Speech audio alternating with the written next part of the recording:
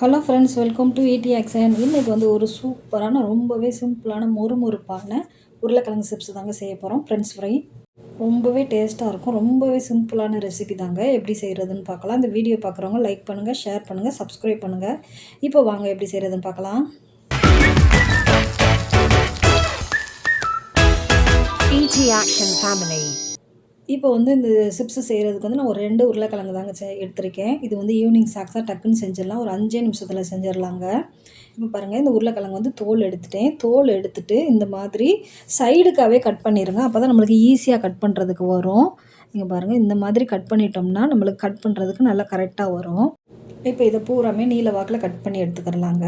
இது ரொம்பவே சிம்பிளான ரெசிபி தான். நிறைய பேருக்கு அந்த மொறுமொறுப்பு இல்லாமல் இருக்கும்.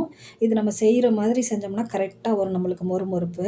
இப்போ பாருங்கள், இது எல்லாமே நல்லா கட் பண்ணிட்டேங்க. கட் பண்ணிவிட்டு இப்போ ஒரு 2-3 முறை இது நல்லா தண்ணியில் அலசி எடுத்துகிட்டு வந்துடலாம். இப்போ பாருங்கள், அலசி தண்ணியெல்லாம் சுத்தமாக எடுத்துகிட்டு வந்துட்டேன். இது அப்படியே தான் இப்போ வந்து நம்ம பச்சரிசி மாவு சேர்க்குறேன். 1 டேபிள் ஸ்பூன் அளவுக்கு பச்சரிசி மாவு சேர்க்குறேங்க. ஒரு 1/2 டேபிள் ஸ்பூன் அளவுக்கு கார்ன்ஃப்ளவர் மாவு சேர்த்துக்கிறலாம். சேர்த்துட்டு வேறு எதுவுமே சேர்க்க வேணாம். இது 2மே நல்லா மிக்ஸ் ஆகுற மாதிரி கிளறி விட வேண்டியதான். வேறு தண்ணி கிண்ணி எதுவுமே தெளிச்சிடக்கூடாதுங்க. நம்மளுக்கு உருளைக்கிழங்குலேருந்து தண்ணி விடும். அந்த தண்ணியே போதும் இதுக்கு. இந்த பாருங்கள், நல்லா பெசரியாச்சு. பெசரிட்டா நல்லா பிடிச்சிருக்கு பாருங்கள், கார்ன்ஃப்ளவர் மாவும் இந்த பச்சரிசி மாவும். அவ்வளோதாங்க. இப்போ வந்து அடுப்பு ஆன் பண்ணி ஒரு பாத்திரம் வச்சுருக்கேன். எண்ணெய் கொஞ்சமாக தாங்க சேர்த்துருக்கேன். கொஞ்சம் கொஞ்சமாகவே நம்ம போட்டு எடுத்துக்கிறலாம். எண்ணெய் வந்து நல்லா சூடாக இருக்கணும். அதே போல் வந்து ஹை ஃப்ளேம்லேயே வச்சு போட்டு எடுக்கலாம். மீடியம் ஃப்ளேமில் வச்சு போட்டு எடுக்கையில் வந்து நம்மளுக்கு வந்து எண்ணெயை குடிக்குங்க. அதனால் ஹை ஃப்ளேம்லேயே போட்டு எடுக்கலாம். இப்போ ஃபஸ்ட்டு வந்து நம்ம உருளைக்கிழங்கு சேர்த்த உடனேயே என்ன பண்ணணும்னா அப்படியே விட்டுறணும். அப்படியே கிளறக்கூடாது, ஓயாமல் கிளறக்கூடாது. ஒரு நிமிஷம் வந்து அது அப்படியே வேகட்டும், அப்படியே விட்டுறலாம்.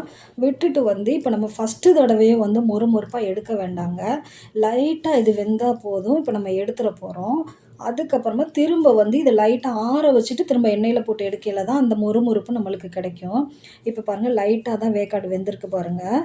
இது வந்து நல்லா வேகலை. ஃபஸ்ட்டு இப்படியே எடுத்துருவோம் நம்ம. இதை எடுத்துட்டு இப்போ வந்து இதை வந்து எடுத்தாச்சுங்க. இப்போ ஒரு 3 முறை அடுத்தடுத்து போட்டு எடுக்கலாம்.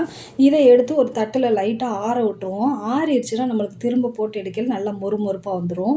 இங்கே பாருங்கள், எடுத்துட்டேன் பாருங்கள். நல்லா ஒயிட் கலராகவே இருக்குது. இப்போ எடுத்துடலாங்க. எடுத்துட்டு இதே போலயே 3 முறை போட்டு எடுத்துட்டேங்க. எடுத்து முடிச்சுட்டு இப்போ வெந்ததை வந்து திரும்ப போட்டு எடுக்கிறேன் பாருங்கள். ஏற்கனவே இது வேக வச்சது. இப்போ வந்து நம்ம போடையில் வந்து நல்லா வேகலே தெரியும் நம்மளுக்கு. நல்ல ஒரு மொறுமொறுப்பாக வந்துடும். இங்கே பாருங்கள், ஒரு நிமிஷத்துலேயே நல்ல ஒரு மொறுமொறுப்பு வந்துடும். ரொம்ப சிம்பிளானது தாங்க. ஒரு 5 நிமிஷத்தில் செஞ்சு முடிச்சிடலாம். பாருங்கள், இதே போலயே நான் இப்போ எல்லாமே போட்டு எடுக்கிறேன் பாருங்கள். எண்ணெயுமே ரொம்ப குடிக்கலைங்க. ரொம்பவே சிம்பிளான ரெசிபிங்க. ஈவினிங் ஸ்நாக்ஸாக சாயங்காலம் லைட்டாக டக்குன்னு செஞ்சிடலாம். அது ஒரு 5 நிமிஷத்தில் செஞ்சிடலாம். இப்போ பாருங்கள், எல்லாமே போட்டு எடுத்துட்டேன் பாருங்கள். நம்மளுக்கு வந்து டேஸ்ட்டுக்காக தான் நான் இப்போ நல்லா செவக்க வச்சு எடுத்திருக்கேன். நம்ம ஒயிட்டாக எடுக்கணுனாலும் ஒயிட்டாகவே எடுக்கலாம். இது சிகப்பாக கொஞ்சம் மொறுமொறுப்பாக இருக்கும் நல்லா. இப்போ பாருங்கள், நல்லாவே இருந்துச்சுங்க. ரொம்ப நல்லா டேஸ்ட்டாக இருந்துச்சு. இதுக்கு மேலே வந்து நம்ம தேவைப்பட்டால் உப்பு தூவிக்கிடலாங்க. இல்லாட்டி அப்படியே சாப்பிட்லாம் சாஸ் தொட்டு. ரொம்பவே டேஸ்ட்டாக இருக்கும். தேங்க்யூ ஃபார் வாட்சிங்.